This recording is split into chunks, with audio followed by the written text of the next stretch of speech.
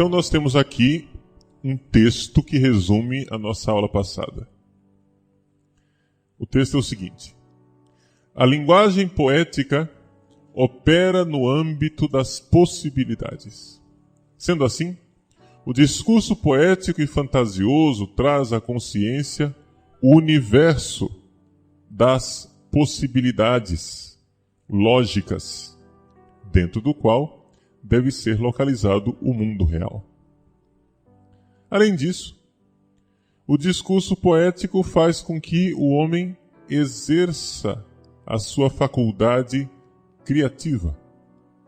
O homem se reconhece como colaborador obediente e criativo de uma ordem cósmica que não foi criada por ele.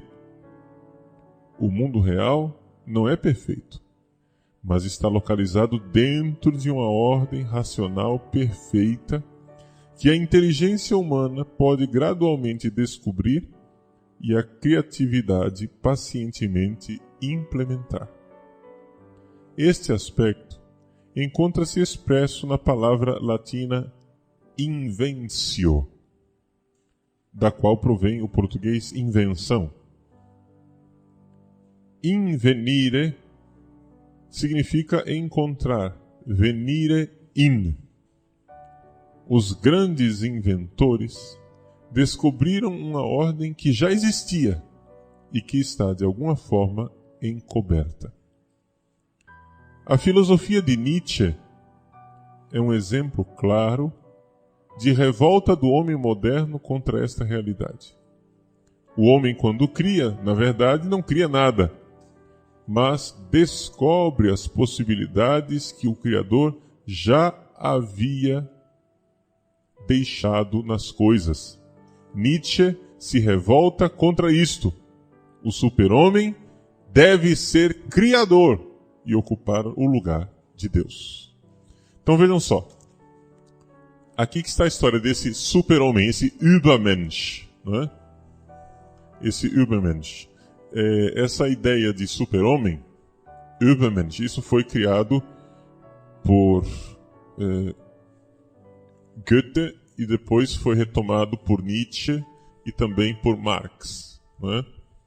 Esta realidade do homem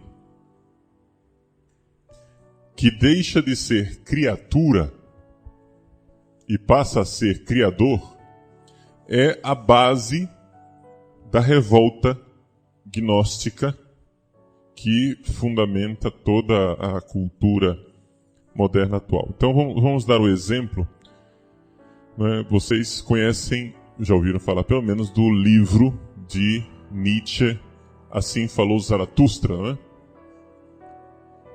Então vamos ver como é que Nietzsche explica a situação do homem moderno em Assim Falou Zaratustra. Nesse texto, Nietzsche fala de um sábio que foi ao mercado, à praça pública, com a lanterna na mão, dizendo: eu procuro Deus. Bom, é evidente a paródia feita com Diógenes, não é verdade? Diógenes, que saiu com a lanterna na mão, foi ao mercado em pleno meio-dia, ele com a lâmpada acesa, com o fogo aceso ali, tentando iluminar, dizendo: eu procuro um homem. Que Diógenes tenha feito isso, tudo bem. Porque o mercado é um lugar onde você supõe que irá encontrar um homem. Estamos de acordo?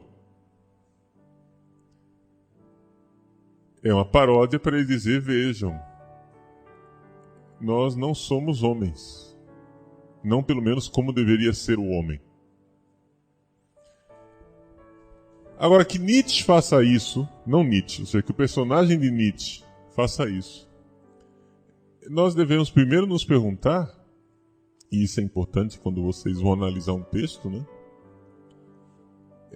Diante das primeiras afirmações do texto, se perguntar se isso corresponde à realidade. Eu pergunto: o mercado é o lugar onde possivelmente uma pessoa encontraria Deus?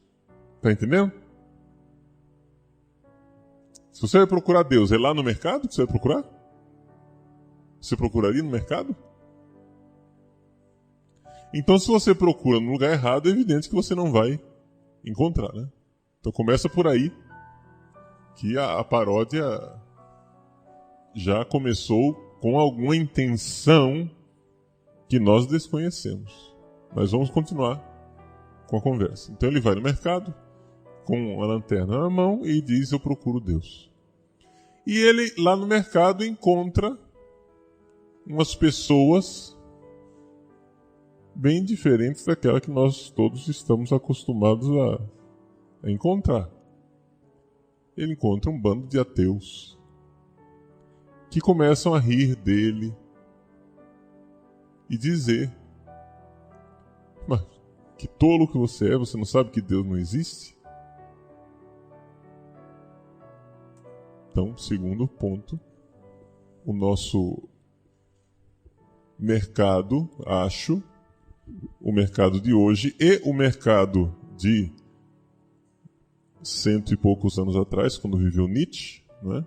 Nietzsche morreu em 1900, portanto, nós estamos falando de 100 e poucos anos atrás. Quando viveu Nietzsche, o mercado, eu acho que não estava cheio de homens ateus. Estão de acordo? Nem naquela época, nem hoje. Se nem hoje, muito menos naquela época. Ok? Mas esses homens fazem chacota do sábio. E o sábio então diz: nós matamos Deus. Vocês não conseguem ouvir o barulho dos coveiros, né, que cavam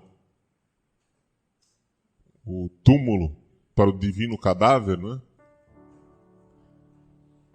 Nós matamos Deus. Agora, como é possível que nós tenhamos esvaziado o mar? Né? Essa coisa de matar Deus é uma façanha maior do que nós mesmos. E como os homens que estão ali ao redor não o compreendem, o filósofo então desabafa dizendo: eu vim cedo demais. Então é isso a filosofia de Nietzsche. Nietzsche diz: eu fiz uma filosofia, né, cedo demais. Eu vim quando não deveria vir. Como é que nós podemos interpretar este texto de Nietzsche? Bom, eu irei aqui interpretá-lo com a ajuda de um filósofo alemão chamado Erich Voegelin, não é? E Erich Voegelin, num ensaio sobre gnosticismo, analisa esse texto, né? Voegelin se escreve assim: Voegelin.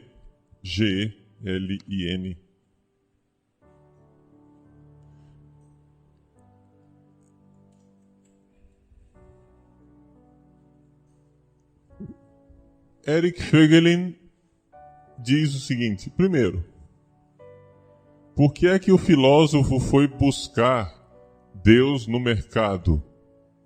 Porque a concepção que o filósofo tem é que o homem deveria ser Deus. E é por isso que ele vai ao mercado buscar Deus nestes homens que estão no mercado.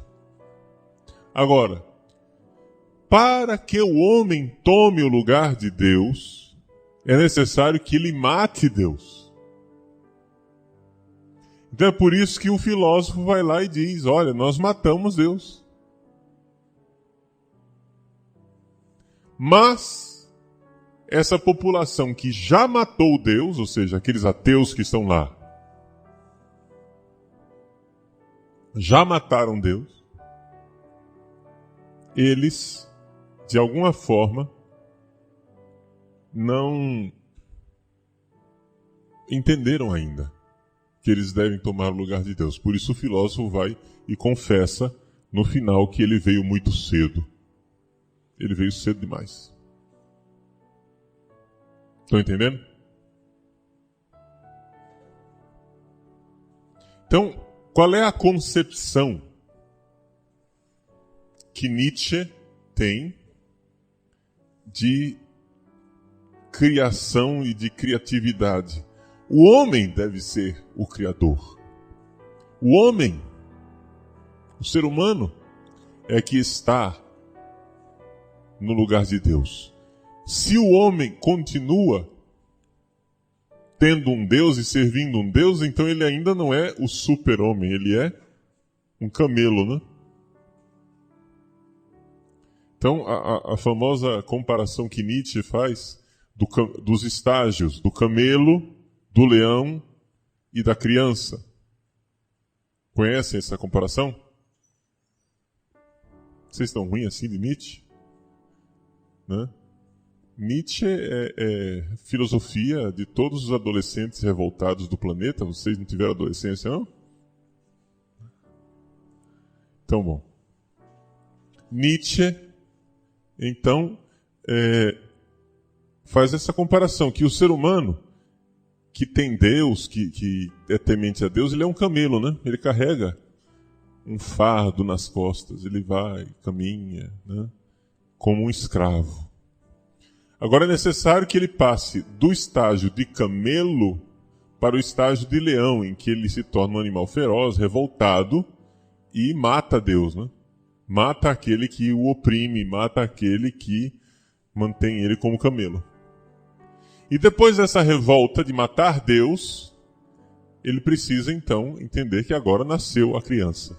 Então é o terceiro estágio, o estágio da criança, em que agora nós somos uma nova humanidade, e é aí que nasce o super-homem. Atenção, a ideia de super-homem, a tradução de super-homem em alemão, Über, é U-B-E-R, né? Mensch. Mensch é M-E-N-S-C-H.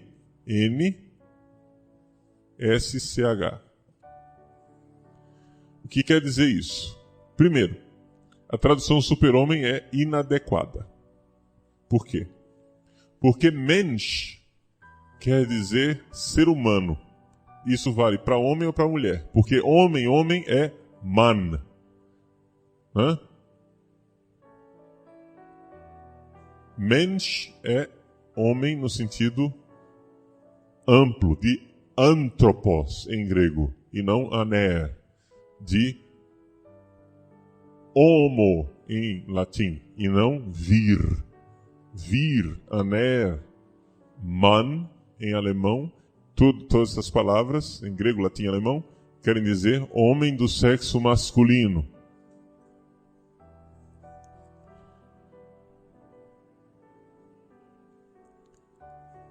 Então seria melhor expresso se nós disséssemos Übermensch, supra-homem, quem está acima do homem.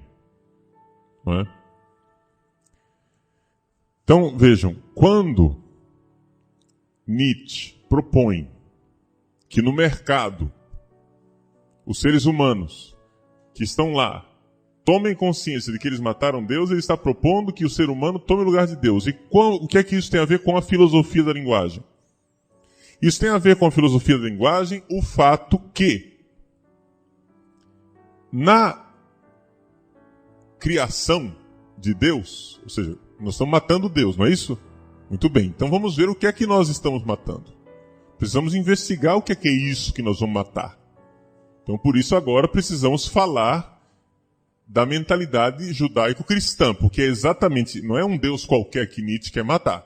Deus que Nietzsche quer matar é o Deus que está na cabeça daquelas pessoas do Ocidente. Então, quem é que Nietzsche quer matar? É o Deus judaico-cristão. Vamos ver, na concepção judaico-cristã, quem é Deus? Deus é o criador das coisas. E como é que ele cria as coisas? Ele cria através da palavra. Quando Deus cria o mundo, lá no livro do Gênesis, ele diz, faça-se a luz. Hã? Então está escrito no livro do Gênesis, Vayomer Elohim Yehi Or. E disse Deus, faça-se a luz. E o agiógrafo acrescenta, Vayehi Or. E a luz se fez. Ou seja, o próprio fato de Deus falar faz a coisa.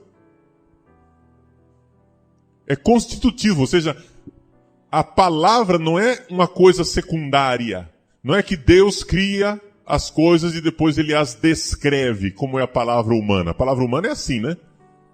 A palavra humana, ela descreve as coisas, geralmente.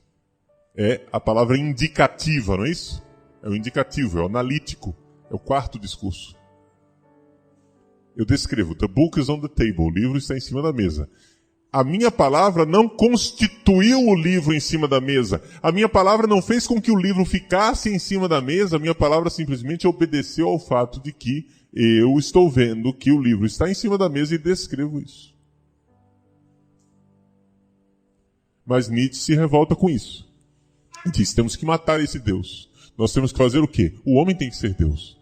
Se o homem tem que ser Deus, a palavra, a consequência na filosofia da linguagem é que a palavra humana passa a ser palavra criadora. Veja, eu digo passa a ser, né? Mas na verdade essa expressão é inadequada. Na verdade a palavra humana, ela sempre foi criadora. É exatamente isso que nós estamos analisando quando nós falamos do discurso poético. Não é isso? Nós estamos falando de poesia, estamos falando do discurso poético. Muito bem, no discurso poético, a palavra humana é co-criadora, ela cria. Ela cria um mundo que não existe. Então, de alguma forma nós poderíamos dizer que hoje nós vivemos num mundo em que a palavra poética, ela, de alguma forma, extrapolou os seus limites. Ela está sendo mal usada. E não é só questão de linguagem poética, não é? É questão de o homem tomar o lugar de Deus e criar. Então, o homem vai e começa a criar um mundo virtual, um mundo que não existe. Ele toma o lugar de Deus como criador. Então nós temos, por exemplo, o mundo do politicamente correto. O que é a linguagem politicamente correta? É uma linguagem que acha que mudando o nome das coisas, as coisas mudaram de substância. Você não pode mais dizer que uma pessoa é cega. Você tem que dizer que é um deficiente visual. Por quê? Porque você mudou de nome, a coisa mudou de substância. Entendeu? Você não pode mais dizer que a pessoa que abortou cometeu um assassinato. Você tem que dizer que houve uma interrupção da gravidez. Olha que beleza. Então você mudou de nome, mudou de substância. O negócio não é mais o mesmo. Não é mais isso que você está falando. Está falando de outra coisa. E como é que eles pretendem isso? Eles pretendem isso exatamente por quê? Porque é necessário matar Deus. Se é necessário matar Deus, quem será Deus no lugar? Nós, evidente? É evidente que somos nós. Então quem é o Criador? É a nossa palavra. E como é que nós vamos criar? Nós vamos viver no mundinho do faz de conta. Esse mundo do faz de conta é o mundo virtual. Agora a pergunta é, essas pessoas que fazem isso não enxergam isso? Bom, eu não estou na consciência de ninguém para saber se enxerga ou se não enxerga. O fato é que elas se previnem da forma como nós cristãos pensamos, dizendo o seguinte para si mesmas. Os cristãos não têm acesso à realidade do mesmo jeito que nós não temos acesso à realidade. Desde Immanuel Kant, que a filosofia moderna entrou por esse caminho em que nós não temos acesso ao mundo real. O mundo real nós não sabemos como ele é, nós não sabemos como é a coisa em si, nós não sabemos como é que é o mundo que está ao nosso redor, nós só temos acesso às coisas que a nossa mente cria. Como é que Kant descreve isso? Kant diz que são as categorias da minha mente, ou seja, o transcendental, a minha realidade mental, que vai criando o quê? O fenômeno. Eu tenho acesso aqui aos fenômenos. E o fenômeno é o quê? Uma criação da minha mente. Agora, leve isso ao extremo e nós chegamos à situação atual. A situação atual qual é? É que nós deliberadamente criamos as coisas com novas palavras. Então, o que é que nós temos hoje? Nós temos um bando de ideólogos que hoje estão forjando, estão confeccionando a linguagem nova. É assim que acontecem as coisas. Eles se reúnem ou escrevem, são aspas, pensadores, né? Então eles confeccionam a linguagem como ela deveria ser, como é que o mundo deveria ser, esse mundo virtual. Depois que eles criam essas novas linguagens são passadas para organismos que irão vulgarizar isso, que é a mídia, a escola, a universidade, né? Essa linguagem, essa nova linguagem vai ser divulgada por aí.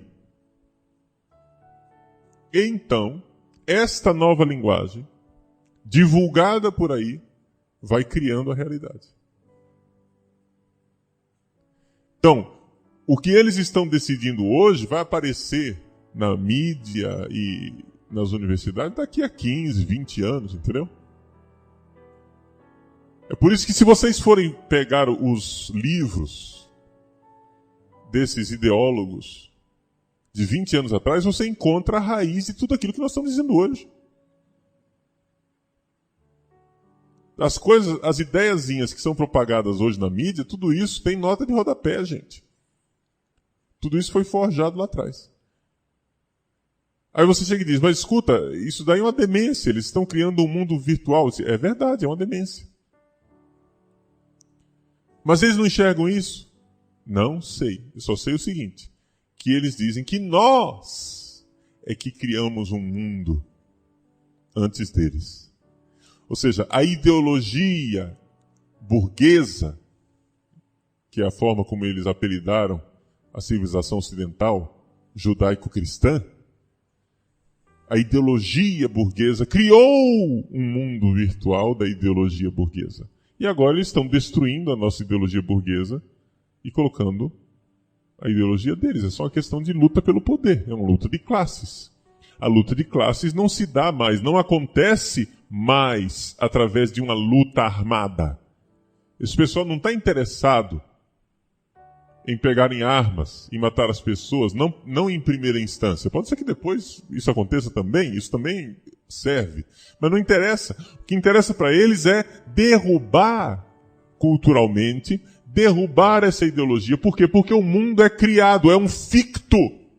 Então aí vocês entendem muito bem por que é que nós estamos num mundo onde, de repente, a filosofia da linguagem tem um significado extraordinariamente importante. Está entendendo a importância da filosofia da linguagem hoje em dia? A filosofia da linguagem é a filosofia na qual o homem moderno pode exercer a sua revolta contra Deus e criar uma realidade virtual.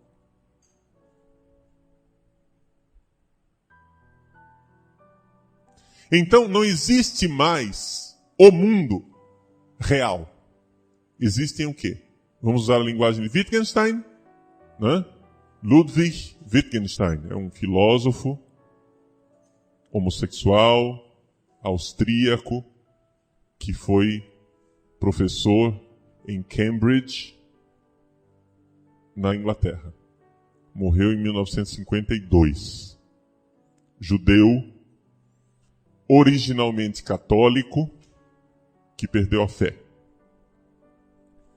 O senhor Ludwig Wittgenstein, na sua segunda fase, diz: não é possível conhecer as coisas como elas são, o que nós temos são simplesmente jogos de linguagem. O que é um jogo de linguagem para Wittgenstein? Bem rapidamente, porque esse não é o objeto principal da nossa aula hoje. Bem rapidamente para Wittgenstein, jogo de linguagem é o seguinte: você faz um jogo e você faz as regras do jogo. Por exemplo, jogos de bola. Existem vários jogos que envolvem bola. Por exemplo, o handball, você pode pegar a bola com a mão. O futebol, você pode simplesmente tocar a bola com o pé. Não é isso? Então, no jogo do basquete, você tem que pegar a bola com a mão e ela tem que quicar no chão e você deve colocar a bola na cesta. No jogo de futebol, você não pode pegar a bola com a mão. E não tem que colocar na cesta, tem que colocar lá na meta, na trave. Ok? No gol. Muito bem. Então, cada um faz a sua regra. Você pode mudar a regra do jogo. Um pode pegar com a mão, outro não pode pegar com a mão. Então agora nós temos novos âmbitos de linguagem. Então, por exemplo, não tem problema nenhum que você,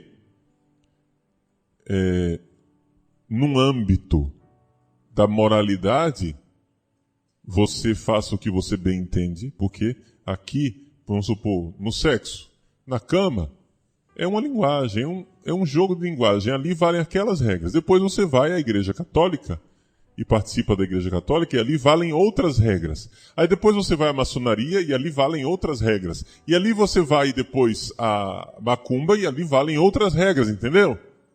Não interessa. É só a regrinha daquele jogo. Quando a gente é catoliquinho, lá na Igreja Católica, tem umas regrinhas que valem. Mas você não pode pegar suas regrinhas da Igreja Católica e colocar na cama, no âmbito sexual, porque isso não vai dar certo, porque aquilo lá é a regrinha lá da igrejinha. Da sua caminha é outra regrinha, é outro joguinho, entendeu? É o mundo virtual. Eu faço as regras do jogo, eu sou Deus Criador. Então aqui é que está o grande problema da filosofia da linguagem hoje.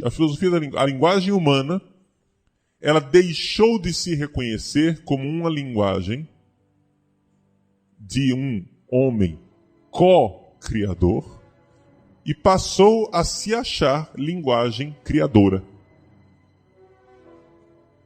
Você vai dizer que isso é catecismo? Não, isso não é catecismo. Isso é pura filosofia.